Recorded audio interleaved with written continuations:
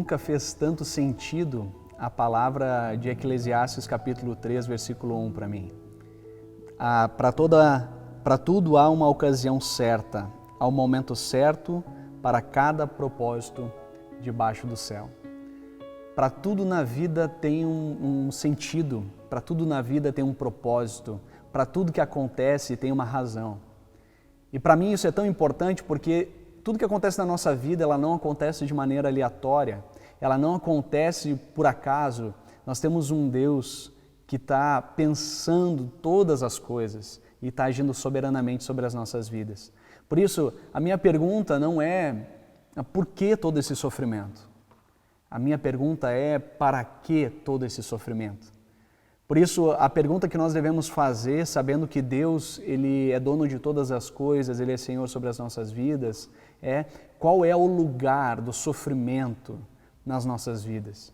E para isso, lá em Lucas capítulo 22, tem uma palavra de Jesus para Pedro que nos ajuda a perceber um dos motivos do sofrimento na nossa vida. Jesus já estava se encaminhando para a sua morte, Jesus já estava se encaminhando para os últimos momentos da sua caminhada aqui na terra, e ele diz uma palavra para Pedro, ele diz assim: Simão, Simão, Satanás pediu vocês para peneirá-los como trigo. Olha essa expressão, Satanás pediu Pedro e os discípulos para ser peneirado. E essa peneira do trigo é para tirar todas as imperfeições, todas as impurezas, para deixar só aquilo que realmente interessa, só o grão. E isso acontece nas nossas vidas. O sofrimento é como uma peneira.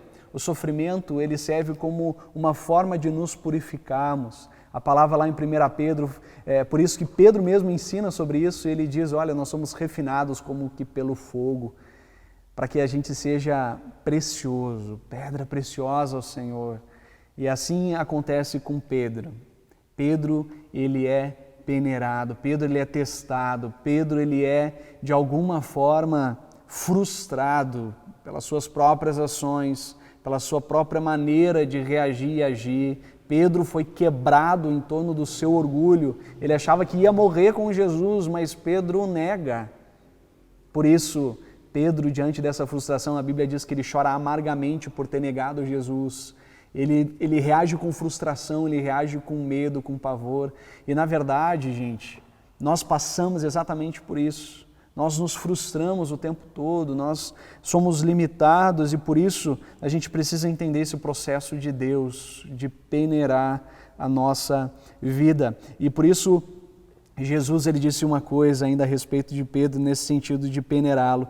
Ele diz, mas eu orei por você, Pedro, para que a sua fé não desfaleça, para que a sua fé não acabe, para que a sua fé não termine. E quando você se converter, fortaleça os seus irmãos. Impressionante Jesus falando, Pedro, vai chegar um momento que você vai se converter. Vai chegar um momento, Pedro, que você vai se aproximar daquilo que eu tenho como propósito.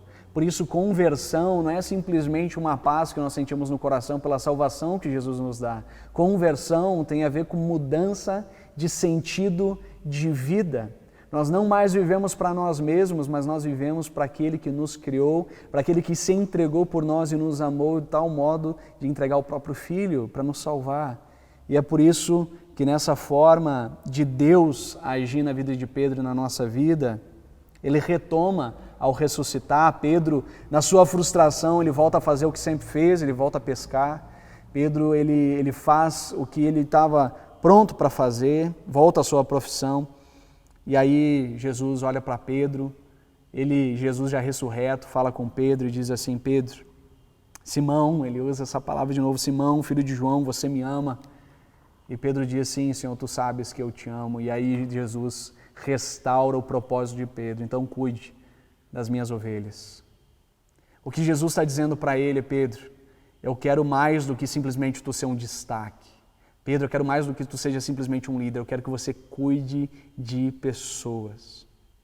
Todo tempo, gente, é tempo de nós cuidarmos de pessoas. Todo tempo é tempo de nós sermos restaurados no propósito que Deus nos deu. Por isso tudo tem um propósito e eu acho que o sofrimento que nós temos vivenciado É para que a gente tire um pouco os olhos de nós mesmos e a gente passe a olhar um pouco para o outro.